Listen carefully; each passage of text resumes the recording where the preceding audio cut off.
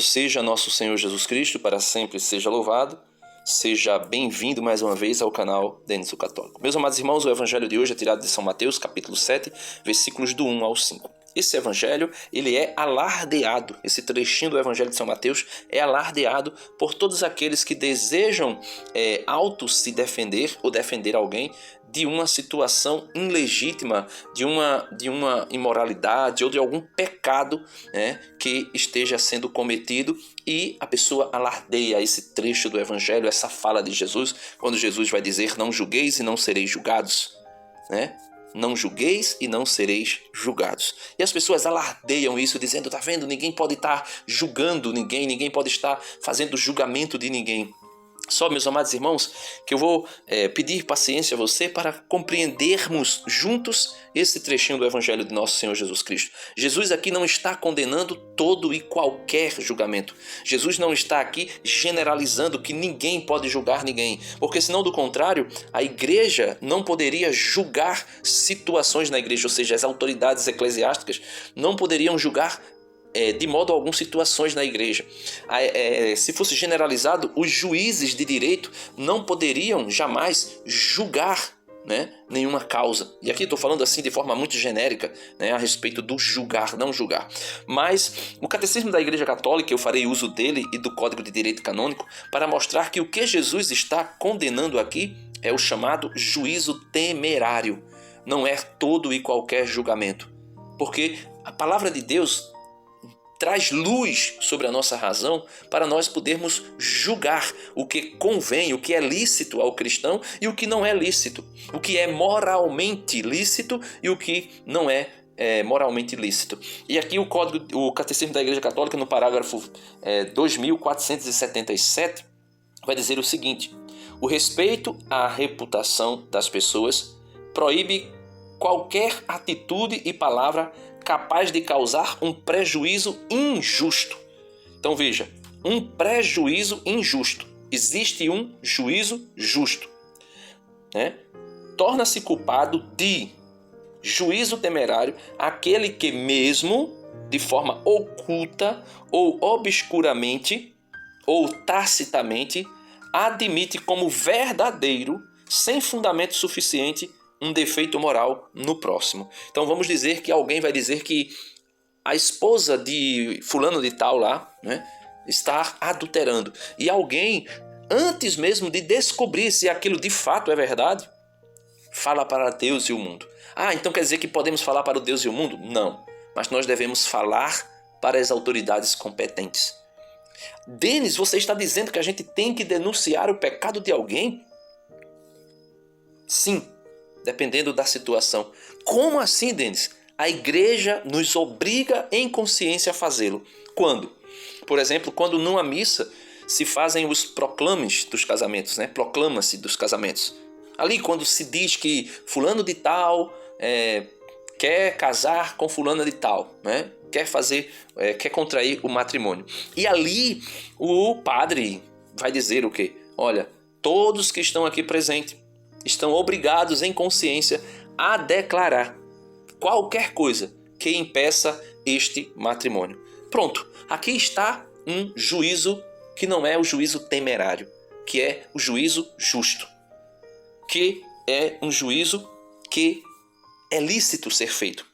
E como isso pode acontecer? O Código de Direito Canônico, no cânone 220, ele vai dizer o seguinte: a ninguém é lícito lesar negativamente a boa fama de que alguém goza, nem violar o direito de cada pessoa de defender a própria intimidade. Denis, aí está corroborando que nós não podemos fazer o que você está dizendo, denunciar alguém ou fazer um prejuízo de alguém.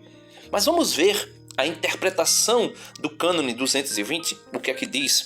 Diz o seguinte: não é ilícito, ou seja, é lícito, não é ilícito, podemos dizer que é lícito, por exemplo, a denúncia perante a autoridade competente de uma conduta escandalosa a fim de evitar um mal público, mesmo se redunda em descrédito da pessoa denunciada.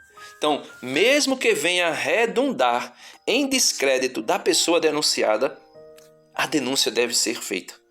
Não é ilícito, é lícito fazer o julgamento, fazer também a denúncia.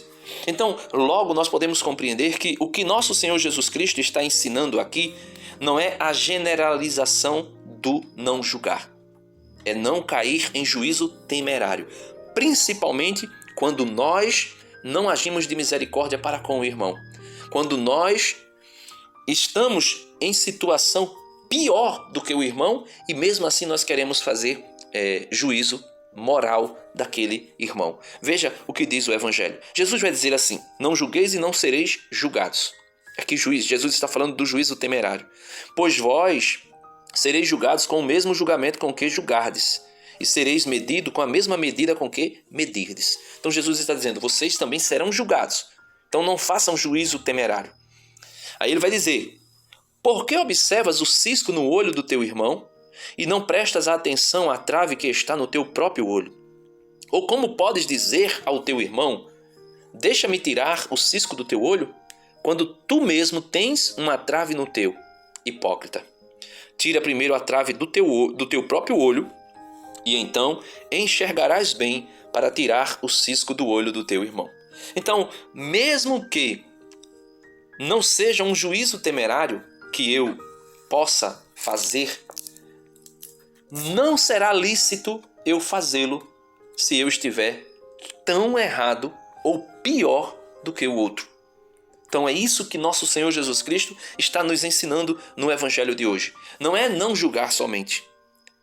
Jesus está dizendo para nós: não faça pré-julgamento das pessoas. Primeiro, se você não tem certeza do que está sendo colocado em questão. Segundo, se você vai fazer essa denúncia para todo mundo e não para as autoridades competentes. E terceiro, se você estiver numa situação pior do que o seu irmão. Então crie vergonha na cara, vá se consertar para, se necessário for um dia, sem julgamento temerário, você poder fazer alguma denúncia às autoridades competentes, como é o exemplo que eu dei dos proclamas do matrimônio.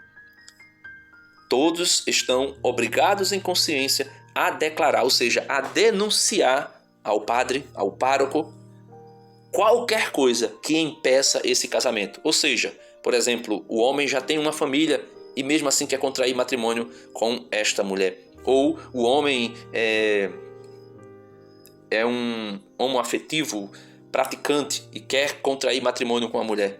Então, são coisas que é impossível deixar-se debaixo do tapete. Nós precisamos fazer um julgamento, não temerário, mas um julgamento às autoridades que são responsáveis pelo rebanho, pela igreja, pela salvação das almas.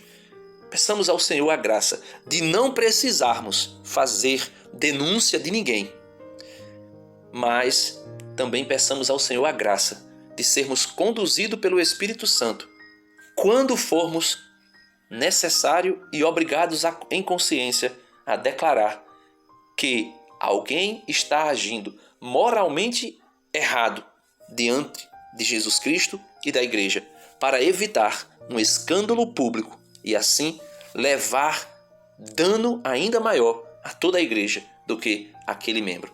Aí você pode dizer: Denis, como assim? O apóstolo São Paulo, na primeira carta aos Coríntios, ficou sabendo que dentro da igreja de Corinto existia um jovem que estava se relacionando amorosamente, sexualmente, com a sua madrasta. E porque os crentes da igreja de Corinto não denunciaram isso, Paulo disse que eles eram também culpados deste pecado. Então, veja o que vai dizer São Paulo, e eu vou trazer esse texto aqui, como eu falei, o vídeo vai ficar um pouco longo, mas veja o que vai dizer São Paulo. Primeira carta aos Coríntios, capítulo 5, versículo 1. Ouve-se dizer constantemente que se comete em vosso meio a luxúria, e uma luxúria tão grave que não se costuma encontrar nem mesmo entre os pagãos. Há entre vós quem vive com a mulher de seu pai.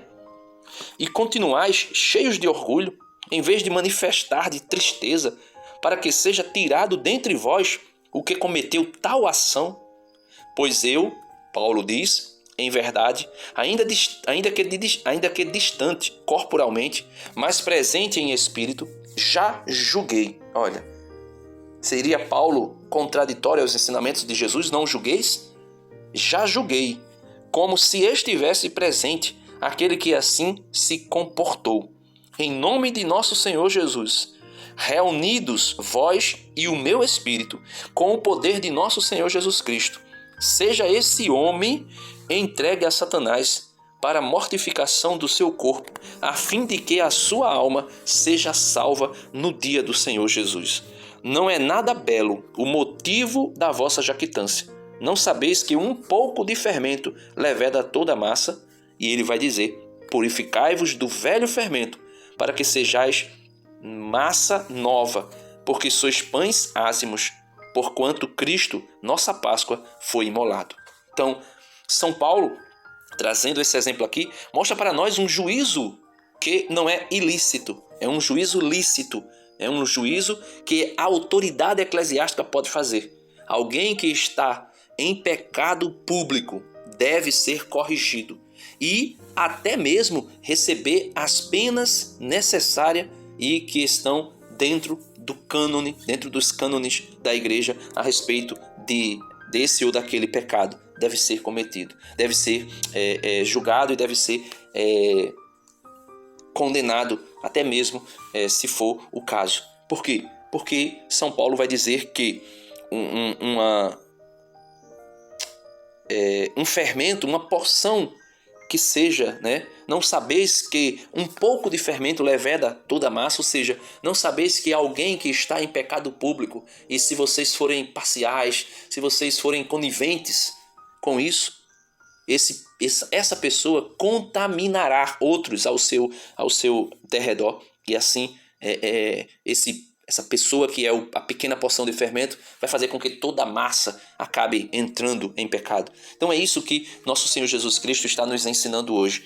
Peço a Deus a misericórdia do Senhor e que Ele nos oriente, a como proceder em situações como esse exemplo que São Paulo nos traz, como são o exemplo daqueles que estão obrigados em consciência a declarar toda e qualquer coisa que impeça um matrimônio na igreja. Porque nós estamos falando de salvação das almas ou perdição das almas, meus irmãos. Nós não estamos falando de qualquer coisa. Que Deus nos abençoe, que Deus nos conceda a sua graça e a sua misericórdia para podermos vivermos santamente como Cristo deseja que nós vivamos, segundo a purificação que Ele mesmo fez de cada um de nós por meio do seu sangue precioso. Amém.